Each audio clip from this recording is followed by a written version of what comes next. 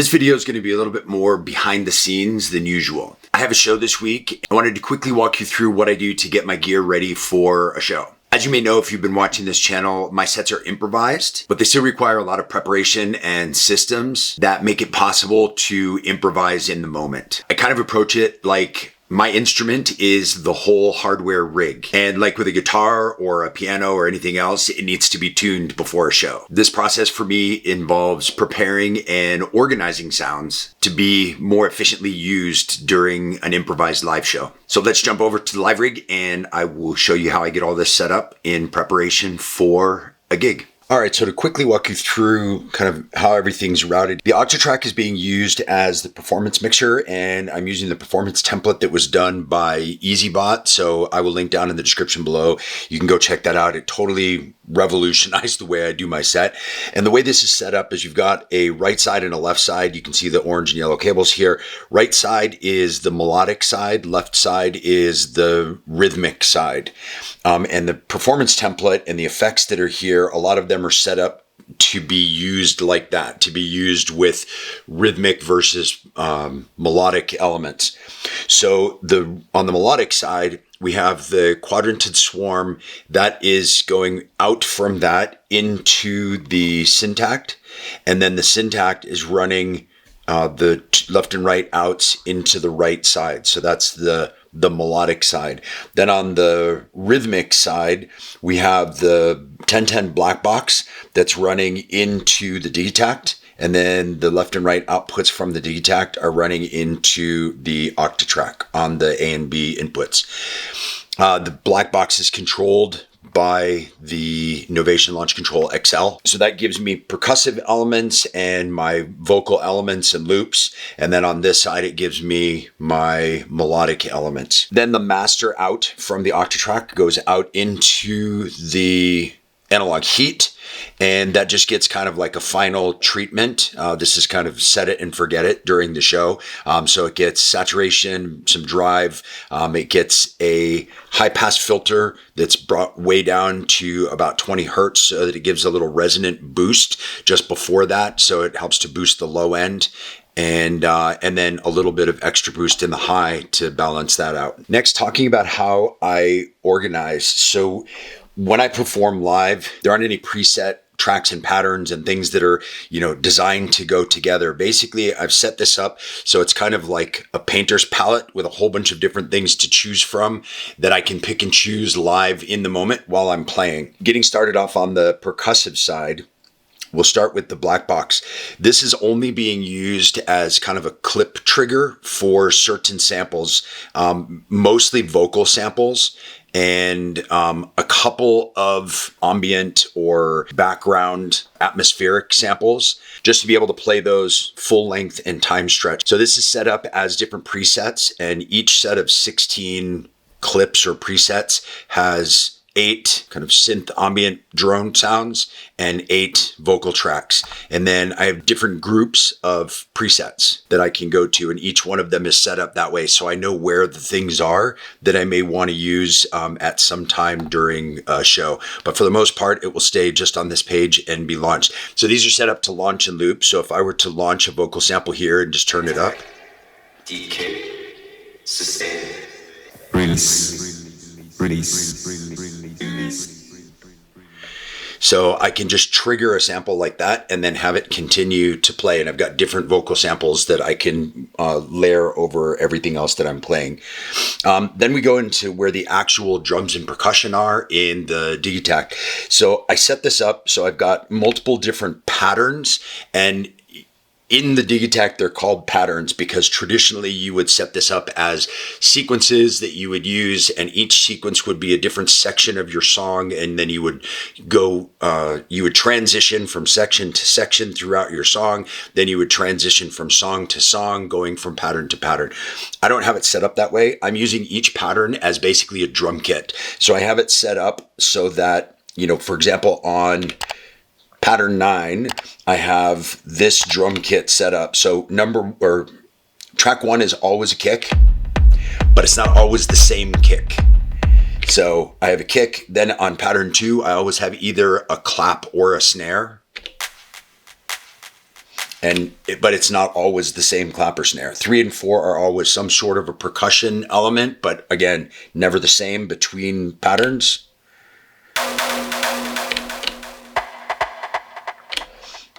5 is also a percussive element. 6 is always a closed hi-hat. 7 is always an open hi-hat. And then 8 changes all the time. It's kind of whatever sound I wanted to be able to put on here. So you can see kind of ambient sounds. But if I was to switch, let's say, to pattern 4, so I still have kick, snare, or clap, percussive elements, closed hi-hat, open hi-hat, and something random, but they're not the same as they were on the last one. So the kick is different, the clap is different, the percussive elements are different, the closed hat, the open hat are different. So this allows me to kind of mix and match. I have different drum kits that are kind of different levels of intensity. So if I'm playing something that's a little bit more mellow, a little calmer, I can go to a more mellow drum kit. If it's something that's kind of peak time in a show and things are really driving, I can go to the drum kits that have the more aggressive sounds in them. And that allows me a whole bunch of different foundations to build off of. Next, I have in the Syntact, I'm using this for all the melodic elements besides what comes out of the swarm. And we'll talk about that in just a minute. And I have this set up so that on the analog tracks 9 through 11, I've got different bass patterns, so different bass lines.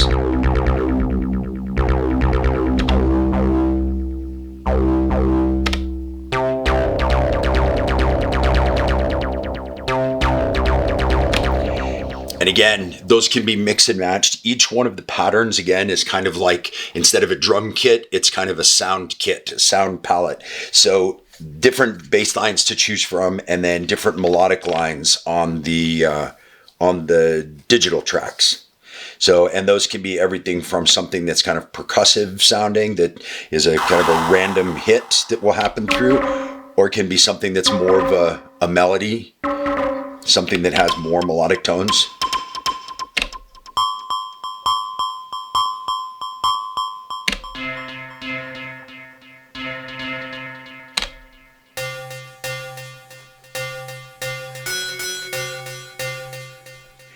And the idea being that these can be mixed and matched. And I always kind of have this general rule of thumb for myself, just to not over clutter things when I'm building a track live, is that I'll never use more than 2 of these sounds at the same time together. But because they all go together, they can be mixed and matched and kind of reformulated any way that I choose to during the track. And we also have different patterns. So if I switch to a different pattern, it's a different palette of sounds, a different group of sounds that I can use. So I'll have different bass lines, and I'll have different melodic elements on the top.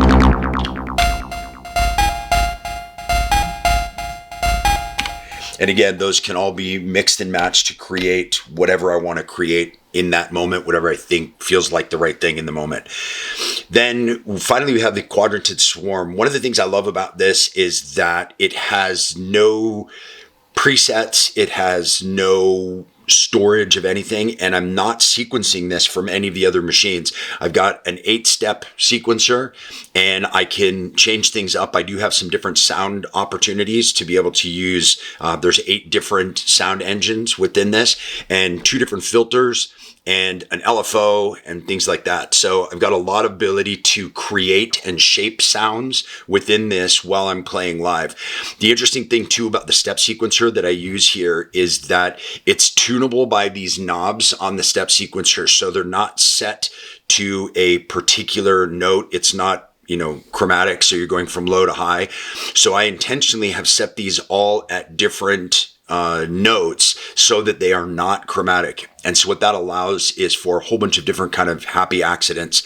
So if I wanted to just put in a tone, I can just hit one of these and it will be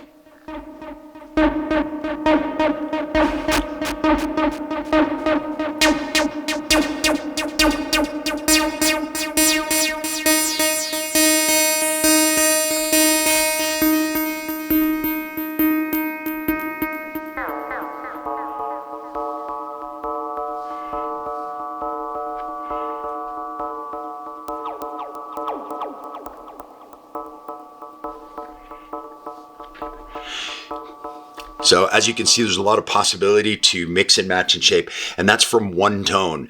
But if I add in other tones while I'm playing along, I come up with new kind of random patterns.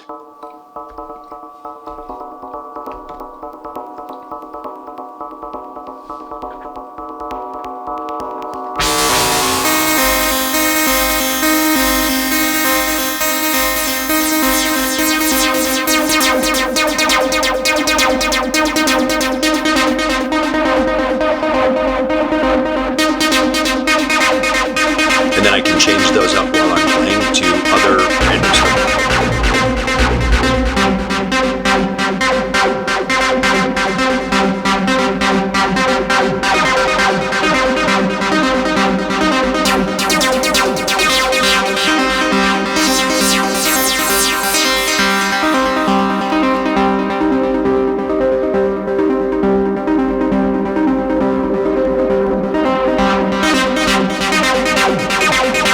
One thing I really love about the Swarm 2 is that because it's semi-modular, you can patch things and do some creative stuff. So right now, all I have patched is I have the clock coming in actually from the black box because it has a clock out. So I just have that clocking in so that we're staying on the same tempo.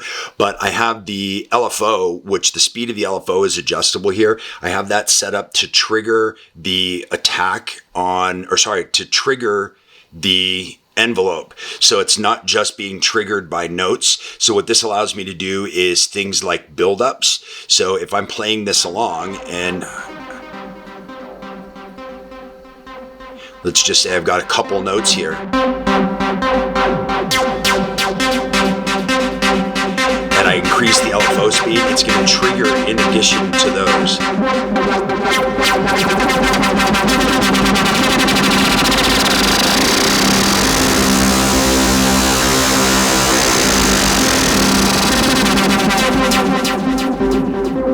And then come back down to play the notes that they were already playing.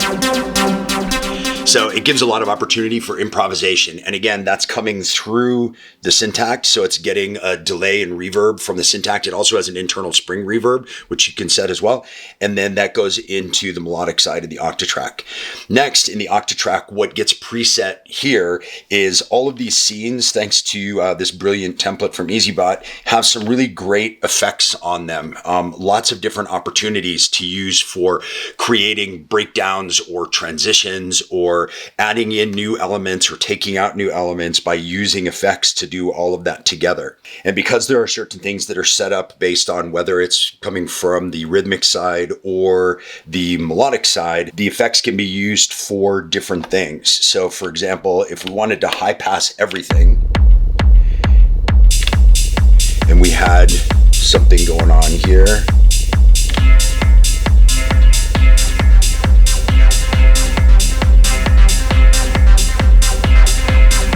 and we wanted to high pass everything, we can assign the high pass to B and use that to bring in a new element.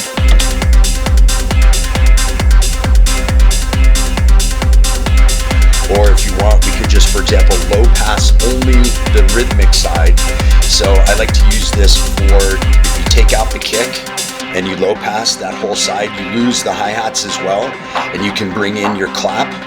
I have the clap set up as a fill, so anytime I push the fill button, it'll give me a fill. And because it's low passing everything coming from here, it's taking out all of the highs of this. So if I hold down that fill, as I bring back in the highs, it feels like it's swelling in volume and gives you a really cool kind of snare roll or clap roll. So to be able to do that,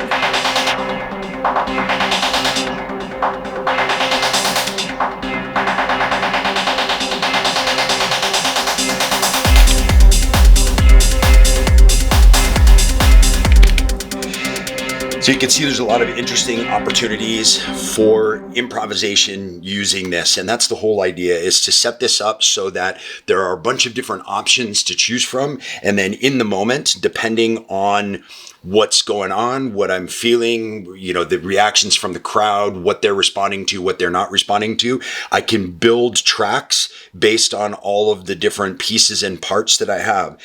I can also use things like the melodic elements within the Syntakt to Improvised live, you switch to keyboard mode, then that track that was there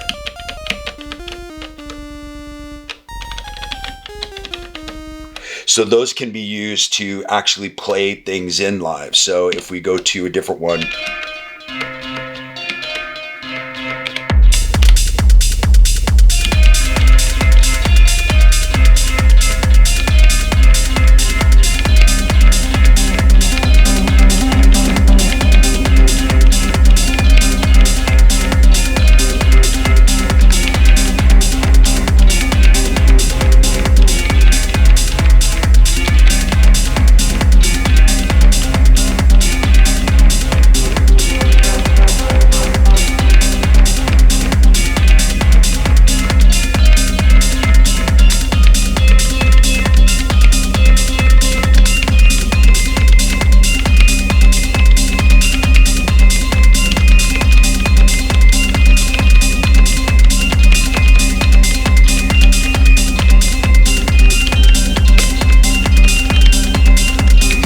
so again, the idea is to set this up as something that can be used and played as an instrument. Lots of different options, multiple different drum kits and atmospheres and moods to choose from to be able to sequence things in. Lots of different effects to be able to use either on either section of this and independently from one another, as well as the ability to play sequence material, play live material, write sequences on the fly, create sounds and design sounds on the fly, or use sounds that I've already preset into groups of sounds that I like. And all of those are sounds, everything that's on all of these machines are sounds that I made, other than some of the vocal samples I got from other sample packs.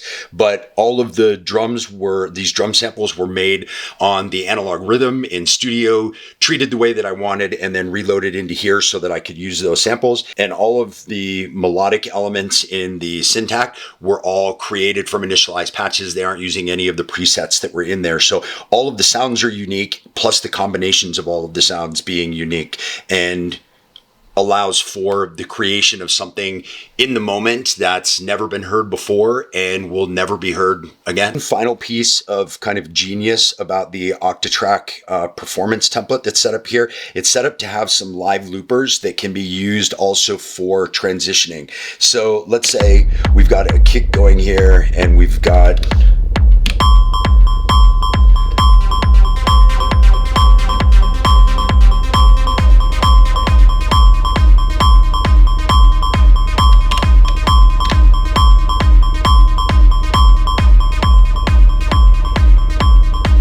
So let's say we have a pattern that's going here and we want to loop that pattern so that we can transition to, say, another drum kit.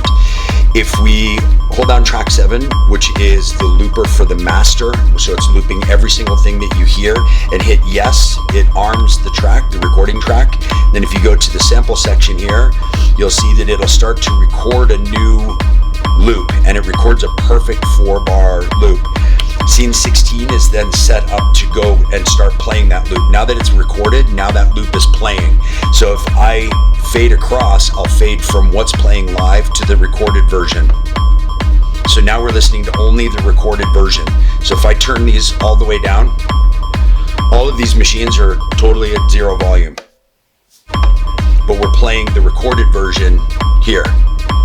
So what I can do now is I can cue up in my headphones using the cue on those recording buffers that are listening to everything.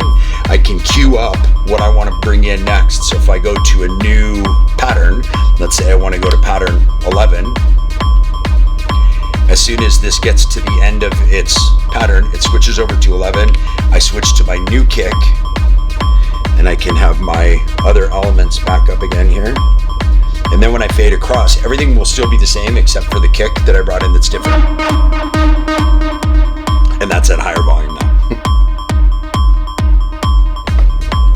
So you hear the kicks different on the recorded version. And if I want to, I can go from a recorded version that just has a kick to a new version that has, let's say, a kick and a hi-hat and a clap.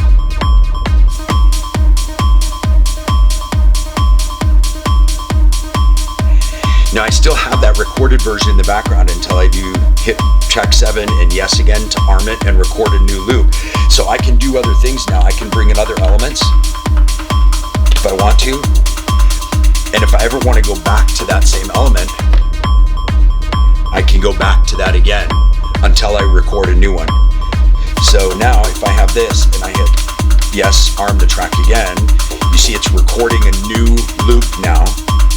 And when it gets to the end, it will start playing that loop. And then I just assign the 7 all recording buffer to B. Now this is playing. Now I can take these out.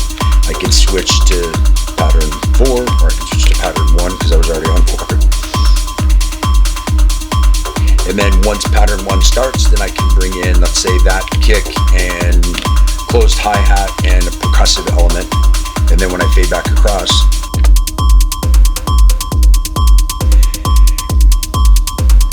and I can do the same with the melodic elements.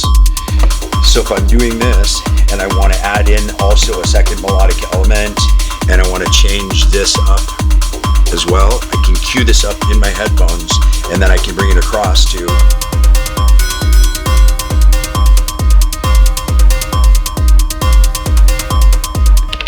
So you see there's a lot of opportunities again, and that's the whole idea behind the design of this set and behind the way that I set up for a live show is to create as many opportunities as I can to be creative in the moment, designing, building, looping, transitioning, creating breakdowns, creating drops, combining different melodic elements in all sorts of different ways. So there you have it, the preparation and systems that go into live improvisational hardware techno. Important to know that even though it's improvised, it doesn't mean that it is completely on the fly any more than a guitarist would tune their guitar live on stage. I'm not going to tune my instrument and create these sounds because nobody wants to see me do that live on stage. So I'll get things set and ready just like an artist would put paints onto a palette before he started creating his painting. Very much the same with this. The system is designed and set up as kind of a palette, a sonic palette that I can use to create live music on the fly, improvised, using the energy from the people that are there. And the thing that I love about it, the thing that makes this method of live performance, I think, really beautiful is the idea that the music that gets created in that moment based on the emotions of the moment and the vibe of the moment is not music that's ever been heard before, and it's not music that will ever be heard again. It happens in that moment, at that time, that way, uniquely for the people who are there to see it. And that's it. And if you're in the room experiencing it, you get to be part of it. And if you're not, then you have to come to the next one and hopefully be a part of that next piece. So thank you very much for watching. I hope you got something interesting out of this. And if you like this kind of content, I'd really appreciate it if you give the video a like and subscribe down below. The channel's been growing like crazy lately, and I really appreciate all the support from everybody who's been watching. And I'd love to get the feedback that everybody's been giving about how much they're learning from this, because that's really why I do this, because I really want to share all of these things that I love doing and hopefully help somebody else along their path. So thanks very much for spending a little bit of time with me today, and I'll see you in the next video. In the meantime, take care of each other.